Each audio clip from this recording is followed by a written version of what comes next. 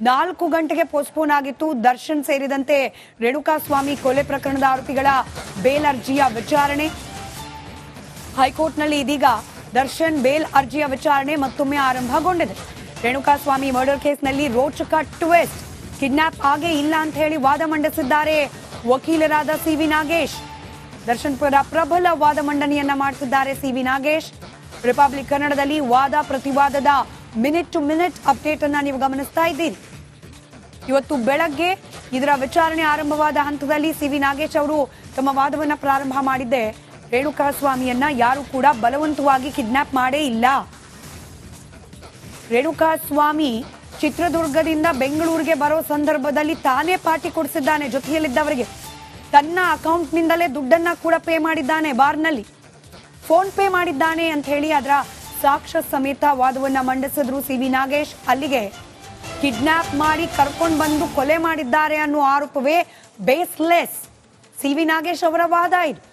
ಇದರ ಜೊತೆಗೆ ದರ್ಶನ್ ಅವರ ವಿಚಾರಕ್ಕೆ ಸಂಬಂಧಪಟ್ಟಂತೆ ವಾದವನ್ನ ಮಂಡನೆ ಮಾಡ್ತಾ ಮುಂದುವರೆದ ಭಾಗವಾಗಿ ತನಿಖಾಧಿಕಾರಿಗಳ ತನಿಖೆಯ ಬಗ್ಗೆನೇ ವ್ಯಂಗ್ಯವಾಡಿದ್ದಾರೆ ಸಿ.ವಿ. ನಾಗೇಶ್. 8ನೇ ತಾರೀಕು ಕೊಲೆ ಆಗುತ್ತೆ, 10ನೇ ತಾರೀಕು ಆರೋಪಿಗಳು ಸರೆಂಡರ್ ಆಗ್ತಾರೆ, 12ನೇ ತಾರೀಕಿನವರೆಗೆ ಸ್ಪಾಟ್ ಮಹಜರು ಮಾಡಲೇ ಇಲ್ಲ. ಇದು ಸಿ.ವಿ. ನಾಗೇಶ್ ಅವರ ವಾದದ ಮತ್ತೊಂದು ವರ್ಷನ್. ಇದೀಗ 4 ಗಂಟೆಗೆ ವಾದ ಮಂಡನೆಯನ್ನ ಮುಂದೂಡಲಾಗಿತ್ತು, ಪುನರಾರಂಭಗೊಂಡಿದೆ. ಕೋರ್ಟ್ನಲ್ಲಿ ಹಿರಿಯ ವಕೀಲ ಸಿ.ವಿ. ನಾಗೇಶ್ ವಾದ ಮಂಡನೆಯನ್ನ ಮುಂದುವರೆಸಿದ್ದಾರೆ.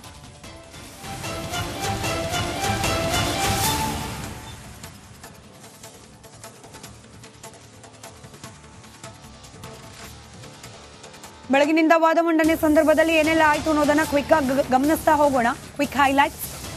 ರೇಣುಕಾಸ್ವಾಮಿ ಕಿಡ್ನಾಪ್ಗೆ ಸಾಕ್ಷ್ಯನೇ ಇಲ್ಲ. ಕಿಡ್ನಾಪ್ ಆಗಿದೆ ಅನ್ನೋದಕ್ಕೆ ಪ್ರಬಲವಾದ ಸಾಕ್ಷ್ಯ ಇಲ್ಲವೇ ಇಲ್ಲ.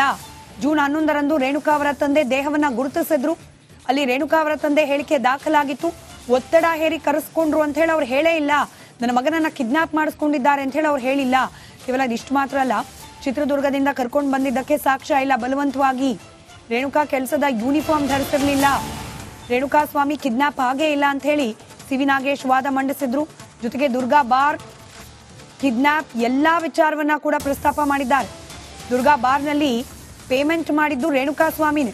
ಫೋನ್ ಪೇ ಮೂಲಕ 640 ರೂಪಾಯಿ ಮದ್ಯ ಖರೀದಿ ಮಾಡಿದ್ದಾರೆ. ಕ್ಯಾಶಿಯರ್ ಮಂಜುನಾಥ್, ಆ ಬಾರ್ನಲ್ಲಿದ್ದ ಕ್ಯಾಶಿಯರ್ ಮಂಜುನಾಥ್ ಕೂಡ ಸ್ಟೇಟ್ಮೆಂಟ್ ಅನ್ನ ಕೊಟ್ಟಿದ್ದಾರೆ. ಇದೆಲ್ಲ ನೋಡಿದ್ರೆ ಕಿಡ್ನಾಪ್ ಮಾಡಿಲ್ಲ ಅನ್ನೋದು ಸ್ಪಷ್ಟವಾಗುತ್ತೆ ಅಂತ ಹೇಳಿ ಸಿ.ವಿ. ನಾಗೇಶ್ ವಾದ ಮಂಡಿಸಿದ್ರು. ಅದಾದ್ಮೇಲೆ ಆ ಪಟ್ಟಣಗೆರೆ ಶೆಡ್ನ ಸೆಕ್ಯೂರಿಟಿ ಗಾರ್ಡ್ನ ಹೇಳಿಕೆಯನ್ನ ಕೂಡ ಮುಂದಿಟ್ಕೊಂಡು ವಾದ ಮಂಡನೆ ಮಾಡಿದ್ರು. ಜೊತೆಗೆ ಈ ಪ್ರಕರಣದಲ್ಲಿ ಪೊಲೀಸರ ಇನ್ವಾಲ್ವ್ಮೆಂಟ್, ಎಸ್ಐ ವಿನಯ್ ಅವರ ಜೊತೆಯಲ್ಲಿ ಆರೋಪಿ ಪ್ರದೋಷ್ ಸಂಪರ್ಕದಲ್ಲಿದ್ದ ವಿಚಾರವನ್ನ ಕೂಡ ಪ್ರಸ್ತಾಪ ಮಾಡಿದ್ರು. ಇದೆಲ್ಲವನ್ನ ವಾದದ ಭಾಗವಾಗಿ ಮುಂದುವರಿಸ್ತಾ ದರ್ಶನ್ ಅವರನ್ನ ಬೇಕಂತಲೇ ಈ ಪ್ರಕರಣದಲ್ಲಿ ಫಿಟ್ ಮಾಡೋ ಪ್ರಯತ್ನ ಮಾಡಲಾಗಿದೆ.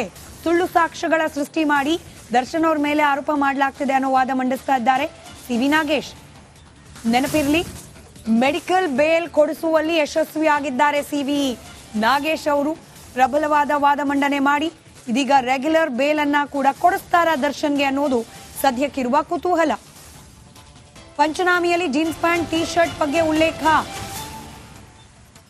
ಪಂಚನಾಮೆ ಮಾಡೋ ಸಂದರ್ಭದಲ್ಲಿ ಪ್ಯಾಂಟ್ ಹಾಗೆ ಟಿ ಶರ್ಟ್ ಬಗ್ಗೆ ಉಲ್ಲೇಖ ಮಾಡಿದ್ದಾರೆ. ಸ್ವ-ಇಚ್ಛಾ ಹೇಳಿಕೆಯಲ್ಲಿ ಜೀನ್ಸ್ ಪ್ಯಾಂಟ್, ಟಿ ಶರ್ಟ್, ಚಪ್ಪಲಿ ಬಗ್ಗೆ ಹೇಳಿಕೆಯನ್ನ ಆರೋಪಿ ದರ್ಶನ್ ಕೊಟ್ಟಿದ್ರು. ಆದ್ರೆ ಪಂಚನಾಮೆ ಮಾಡೋ ಸಂದರ್ಭದಲ್ಲಿ ಇದ್ದದ್ದು ಬೇರೆ. ಅಂದ್ರೆ ಪೊಲೀಸರ ಹೇಳಿಕೆ ಜೊತೆಗೆ ಪಂಚನಾಮೆ ಎರಡರಲ್ಲಿರುವ ವ್ಯತ್ಯಾಸದ ಬಗ್ಗೆ ಇದೀಗ ವಾದ ಮಂಡನೆಯನ್ನ ಕಂಟಿನ್ಯೂ ಮಾಡಿದ್ದಾರೆ ಸಿ.ವಿ. ನಾಗೇಶ್ ಅವರು.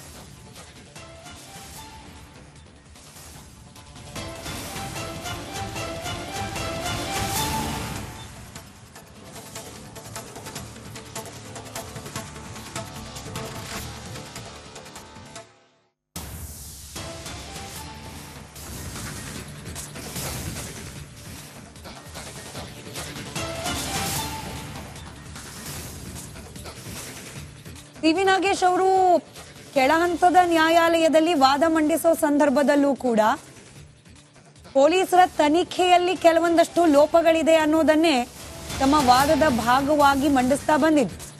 ಇದೀಗ ಹೈಕೋರ್ಟ್ನಲ್ಲಿ ಬೇಲ್ ಅಪ್ಲಿಕೇಶನ್ ಸಂದರ್ಭದಲ್ಲೂ ಕೂಡ ಇದೇ ರೀತಿಯಾದ ವಾದ. ನೋಡಿ, ಸ್ವ ಇಚ್ಛಾ ಹೇಳಿಕೆಯನ್ನ ಪಡೆದುಕೊಂಡಿದ್ದಾರೆ ಪೊಲೀಸರು. ಆ ಸಂದರ್ಭದಲ್ಲಿ ಅವರ ಹೇಳಿಕೆಗಳು, ಹಾಗೆ ಅದಾದ ನಂತರದಲ್ಲಿ ಪಂಚನಾಮೆ ಮಾಡಿದ ಸಂದರ್ಭದಲ್ಲಿ ಲಭ್ಯವಾದ ಸಾಕ್ಷ್ಯಗಳು, ಇದೆರಡರ ನಡುವೆ ಸಾಕಷ್ಟು ವ್ಯತ್ಯಾಸಗಳಿದೆ ಅನ್ನೋದು ಸಿ.ವಿ. ನಾಗೇಶ್ ಅವರ ವಾದ. ದರ್ಶನ್ ಸ್ವ ಇಚ್ಛಾ ಹೇಳಿಕೆಯಲ್ಲಿ ಕೊಟ್ಟಿರುವ ಕೆಲವೊಂದಷ್ಟು ಡೀಟೇಲ್ಸ್, ಹಾಗೆ ಪಂಚನಾಮೆಯಲ್ಲಿ ಉಲ್ಲೇಖ ಮಾಡಲಾಗಿರೋದು, ಇದೆರಡರಲ್ಲೂ ಸಾಕಷ್ಟು ವ್ಯತ್ಯಾಸ ಇದೆ ಅನ್ನೋದನ್ನ ಉಲ್ಲೇಖ ಮಾಡ್ತಿದ್ದಾರೆ ಸಿ.ವಿ. ನಾಗೇಶ್ ಅವರು. ದರ್ಶನ್ ತನ್ನ ಬಟ್ಟೆಗಳನ್ನ ಪವನ್ ಬಳಿಯಲ್ಲಿ ಕೊಟ್ಟಿರೋದಾಗಿ ಹೇಳಿಕೆಯನ್ನ ನೀಡಿದ್ರು. ಸ್ವ ಇಚ್ಛಾ ಹೇಳಿಕೆಯಲ್ಲಿ ಪವನ್ ಕೂಡ ತನ್ನ ಜೊತೆ ಬಂದ್ರೆ ಒಳ್ಳೆಯದು ಅಂತ ಪ್ರಸ್ತಾಪ ಆಗಿತ್ತು. ಬಟ್ಟೆ ಚಪ್ಪಲಿ ಕೊಡೋದಾಗಿ ಉಲ್ಲೇಖ ಮಾಡಲಾಗಿತ್ತು.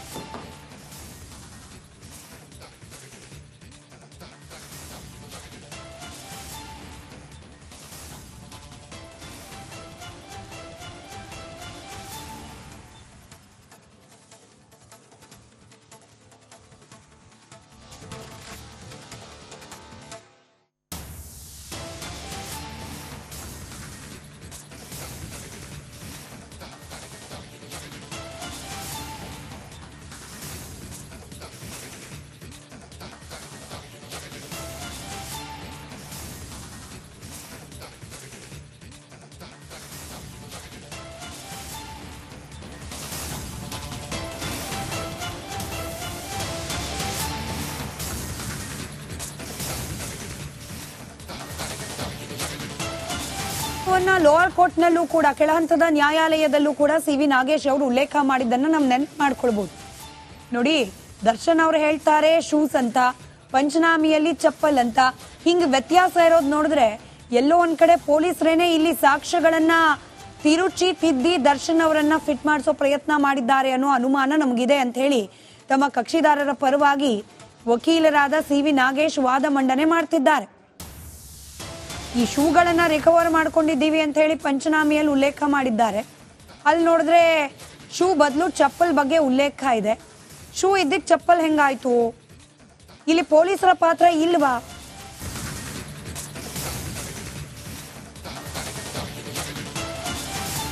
ಲೋವರ್ ಕೋರ್ಟ್ನಲ್ಲೂ ಕೂಡ, ಕೆಳಹಂತದ ನ್ಯಾಯಾಲಯದಲ್ಲೂ ಕೂಡ ಸಿ.ವಿ. ನಾಗೇಶ್ ಅವರು ಉಲ್ಲೇಖ ಮಾಡಿದ್ದನ್ನು ನಾವು ನೆನಪು ಮಾಡ್ಕೊಳ್ಬಹುದು. ನೋಡಿ, ದರ್ಶನ್ ಅವರು ಹೇಳ್ತಾರೆ ಶೂಸ್ ಅಂತ, ಪಂಚನಾಮಿಯಲ್ಲಿ ಚಪ್ಪಲ್ ಅಂತ. ಹಿಂಗ್ ವ್ಯತ್ಯಾಸ ಇರೋದು ನೋಡಿದ್ರೆ ಎಲ್ಲೋ ಒಂದ್ ಕಡೆ ಪೊಲೀಸರೇನೆ ಇಲ್ಲಿ ಸಾಕ್ಷ್ಯಗಳನ್ನ ತಿರುಚಿ ತಿದ್ದಿ ದರ್ಶನ್ ಅವರನ್ನ ಫಿಟ್ ಮಾಡಿಸೋ ಪ್ರಯತ್ನ ಮಾಡಿದ್ದಾರೆ ಅನ್ನೋ ಅನುಮಾನ ನಮಗಿದೆ ಅಂತ ಹೇಳಿ ತಮ್ಮ ಕಕ್ಷಿದಾರರ ಪರವಾಗಿ ವಕೀಲರಾದ ಸಿ.ವಿ. ನಾಗೇಶ್ ವಾದ ಮಂಡನೆ ಮಾಡ್ತಿದ್ದಾರೆ. ಈ ಶೂಗಳನ್ನ ರಿಕವರ್ ಮಾಡ್ಕೊಂಡಿದ್ದೀವಿ ಅಂತ ಹೇಳಿ ಪಂಚನಾಮಿಯಲ್ಲಿ ಉಲ್ಲೇಖ ಮಾಡಿದ್ದಾರೆ. ಅಲ್ಲಿ ನೋಡಿದ್ರೆ ಶೂ ಬದಲು ಚಪ್ಪಲ್ ಬಗ್ಗೆ ಉಲ್ಲೇಖ ಇದೆ. ಶೂ ಇದ್ದಿದ್ದು ಚಪ್ಪಲ್ ಹೆಂಗಾಯ್ತು? ಇಲ್ಲಿ ಪೊಲೀಸರ ಪಾತ್ರ ಇಲ್ವಾ?